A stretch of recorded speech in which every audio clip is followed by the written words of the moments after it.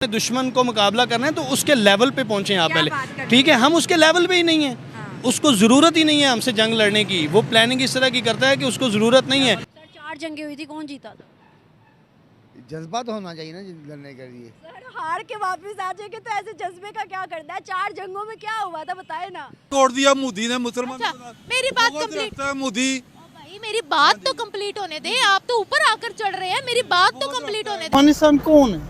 Muslims हैं, ठीक है। इधर आके मस्जिदों में बम फोड़ते थे, इंडिया के मंदिर नहीं नजर आते थे उन्हें, चर्च नहीं नजर आते थे। हम क्या है, हमारी इकॉनमी देखें, ठीक है, उनकी इकॉनमी लेवल देखें, हमारी इकॉनमी लेवल देखें, तो उनको जंग अगर उन्होंने करनी है ना तो उन्होंने दिमाग के साथ जंग करनी है, उनको हथियारों के साथ जंग लड़ने की आपके साथ ज़रूरत नहीं है। अब बलोचिस्तान का ही हाल देख लेना, इस्लामाबाद के बाहर डेरा लगा के बैठे हैं कि हमें राइट्स दे, हमें राइट्स दे। अगर नहीं देंगे, नहीं सुनी जाएगी तो कल बलोचिस्तान भी किसी की मदद मांगेगा ना। इंशाअल्लाह यही होगा। पाकिस्तान में आज भी यही बताया जाता है कि वो भारत से हर जंग जीते हुए हैं। उनकी किताबों में भी भारत के खिलाफ सिखाया जाता है, जो खुद पाकिस्तानी बताते हैं, क्योंकि उनको बचपन से यही बातें सिखाई जाती है। भारत हमारा दुश्मन है।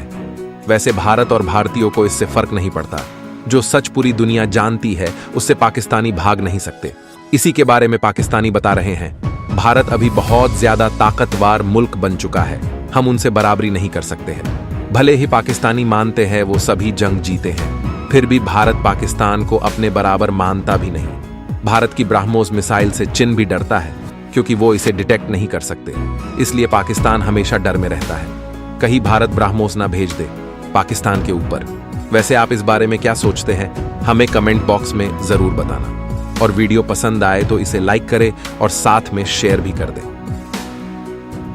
रोड पे पाकिस्तानियों से बात करते हैं, ये हर बात पे कहते हैं कि इंडिया से जंग करेंगे, हमारे पास एटम बम है। सर जिस तरह की वीडियो आजकल सोशल मीडिया पे आ रही हैं हमारे पड़ोसियों से रिलेटेड, क्या ये ज़माना जंग का है? कोई भी मुल्क है, उसकी जो आवाम होती है वो उस मुल्क का एसेट होती है, ठीक है। और उन्होंने अपने जो 15 लोग थे उनको एसेट समझा, सासा समझा और उनके लिए स्ट्रगल की और उन्होंने अपने 15 लोगों को बचा लिया।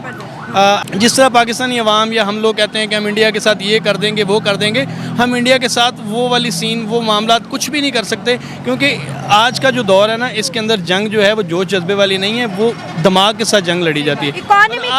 आप देखें अब हम कहते हैं कि जहाज़ों के साथ जंग, अब वो दौर नहीं है। इंडिया ने हमें डिफीट किया हुआ है। अगर आप इन अदर केस आप देखें, इंडिया ने हमें डिफीट किया हुआ है। अमेरिका, मैं बताता हूँ उसकी वजह यह है कि आपकी इकॉनमी के हालात क्या हैं, ठीक है।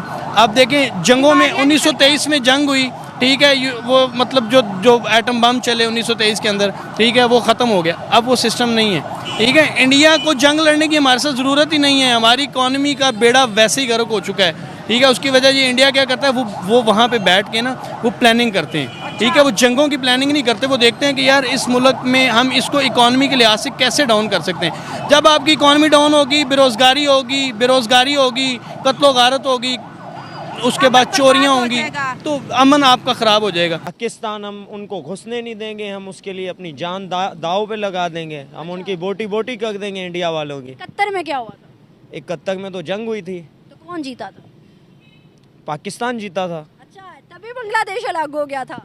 बांग्लादेश तो अलग हुआ है, अब उनमें इतनी ताकत नहीं है, तो इंशाल्लाह हम अपने जज्बे के साथ उनको ऐसे आने थोड़ी देंगे, पाकिस्तान पे कब्जा करने थोड़ी देंगे। अच्छा, मतलब पहले हम में ताकत थी, अब हम में पहले हम में ताकत नहीं थी, अब हम में ताकत है। हम में अब अल्हम्दुलिल्लाह बहुत ज़्यादा ताकत आ गई है। पहले क्यों नहीं थी और अब कैसे आ गई? अब कलमे के बदौर पहला कलमा है हमारा, ला इलाहा इल्लल्लाह मुहम्मद रसूलुल्लाह, कलमे के मुताबिक हम आगे। वाह, 1971 में हमने कलमा नहीं पढ़ा था। 1971 में हालात ऐसे थे, तो अब हालात तब्दील हो गए। अब तालीम का दागोमदार बहुत शौक से जारी है, तो जवान आगे निकलने की कोशिश कर रहे हैं। छठा कलमा सुना दे। छठा कलमा गद्दगफुर अल्लाहुम्मा इन्नी, एक याद है जी। मुझे ये बता दे कि अब क्या हम हिंदुस्तान का मुकाबला कर सकते हैं जिस तरह का? मेरी बात सुने, सबसे पहले हमारा जो पहली बात ये है कि जो पाकिस्तान और इंडिया का मुकाबला, पहली बात तो इनका मुकाबला है नहीं। देखें पाकिस्तान की उनके पास भी नहीं है। अगर 1 एकड़ के अंदर 8 कनाल होती है ना, तो इंडिया 8 कनाल के अंदर शामिल है और पाकिस्तान 1 कनाल के अंदर है। भी इसका मतलब 8 में से 1% पाकिस्तान है, भी उनके मुकाबले भी नहीं है। इंडिया तो बहुत आगे निकल गया। इंडिया हमारा इंटरनेशनल, हम लोगों ने रिलेशंस अच्छे करने हैं, हमारे किसी के साथ अच्छे रिलेशंस नहीं है। आप ये करेंगे ना? ये हमारी फॉरेन पॉलिसी थर्ड क्लास है ना। आप ये देखें ना, वैसे तो आप हर चीज नॉन मुस्लिम्स की यहाँ इस्तेमाल करते हैं। मेरी बात सुने, जब तक आप अपनी बेसिक फॉरेन पॉलिसी ठीक नहीं करेंगे, आप किसी के साथ बात नहीं करेंगे, किसी के साथ मामलात नहीं करेंगे, तो फिर कैसे वो लोग बात करते हैं, मामला तय करते हैं, उनके साथ प्रोजेक्ट्स के साथ मामला करते हैं। हमारे तो जाके बिल्कुल बस सो जाते हैं। अगर किसी कंट्री का आदमी को कोई प्रॉब्लम भी हो जाए तो वो उसकी प्रॉब्लम तक नहीं देखते।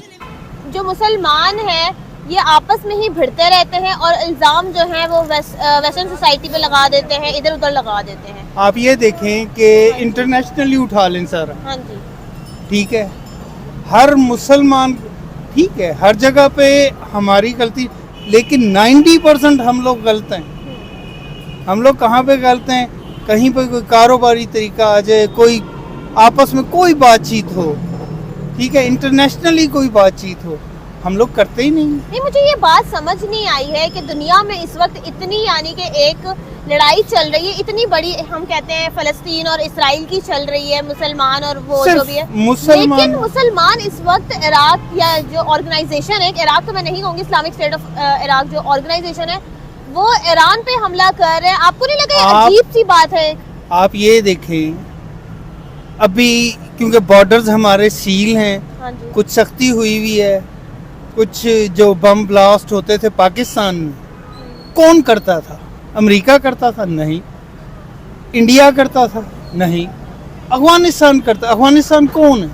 मुस्लिम्स हैं, ठीक है, इधर आके मस्जिदों में बम फोड़ते थे, इंडिया के मंदिर नहीं नज़र आते थे उन्हें, चर्च नहीं नज़र आते थे। तो हम लोग सबसे पहले अपने आप को ठीक करें, फिर हम बाकियों की तरफ उंगली उठाएं। हमने इंडिया से जंग करके क्या करनी है? हमने अफगानिस्तान से क्या जंग करनी है? हम पहले अपने आप से तो जंग कर लें, अपने ज़मीर से तो जंग कर लें, ठीक है ना।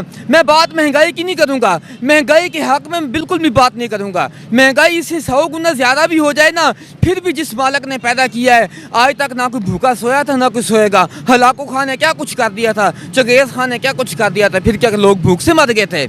नहीं, मैं बात करूंगा तो सिस्टम की करूंगा। हमारे अस्पतालों में जाकर देख लीजिए, लोग इस वक्त भी जनरल हॉस्पिटल में जाकर देखिए, लोग कितनी सर्दी में पड़े हुए हैं, लोग कितनी सर्दी में पड़े हुए हैं। सर बात ये है कि हम आजकल आर्टिफिशियल इंटेलिजेंस का ज़माना है, टेक्नोलॉजी का ज़माना है। आजकल दुनिया के अंदर बड़ी से बड़ी यूनिवर्सिटीज़ बन रही है, हर मुल्क अपने बच्चों को पढ़ा के तरक्की कर रहा है, ठीक है, लेकिन हम अपने बच्चों को क्या पढ़ाते हैं कि फला तुम्हारा दुश्मन है, फला तुम्हारा दुश्मन है। वही बात करूंगा। हर पाकिस्तानी में अक्सर कहते हो चलता फिरता एटॉमिक बम है, कहते हैं मेरे पास बम है, मैं मार दूंगा। बच्चों को आज से 20 साल पहले भी थर्स्की कौवा वाली कहानी पढ़ाई जा रही थी। आज भी वही, वो कौवा बेचारे का, वो कौवे का क्या कसूर था? उसको ला के घुमा फिरा के घड़े के ऊपर बिठा दिया, ठीक है ना। वो कौवा कहता है कि ना मैंने वो बाघ देखा, ना मैंने घड़ा देखा, मैंने तो ऐसा कुछ किया ही नहीं, मेरे ऊपर इल्ज़ाम लगाया जा रहा है। आज भी कच्ची और खरगोश वाली कहानी पढ़ाई जा रही है। 5 क्लास से लेकर PhD तक अनस्की इज़ द बेस्ट पॉलिसी वाली जो स्टोरी पढ़ाई जा रही है, वो मेरे ख्याल में आज तक ना किसी सकालत को उसके ऊपर किसी ने अमल नहीं किया। जो डॉक्टर बने हैं, जितने इंजीनियर बने हैं, जितने सकालत बने हैं, सब ने 5वीं क्लास से लेकर PhD तक अनस्की दी बेस्ट पॉलिसी वाली जो स्टोरी पढ़ी है उस पर अमल नहीं किया, उस पर बिल्कुल भी अमल नहीं किया। आपने क्या बात की थी इंटेलिजेंस आर्टिफिशियल टेक्नोलॉजी वाली? अरफा करीम जिसके नाम पे टावर बना हुआ है वो कहाँ है? उसके साथ क्या सलूक किया गया? डॉक्टर आफिया सिद्दीकी किधर है? डॉक्टर अब्दुल कदीर खान किधर है? ठीक है ना। अब्दुल कलाम आज़ाद जिसने इंडिया का एटम बम बनाया था, उन्होंने उसको लाइफ टाइम प्रेसिडेंट बनाया था इंडिया का, बड़ी इज्जत दी थी, ठीक है ना, इज्जत दी थी। और हमने क्या किया? इसी घर से, ठीक है ना।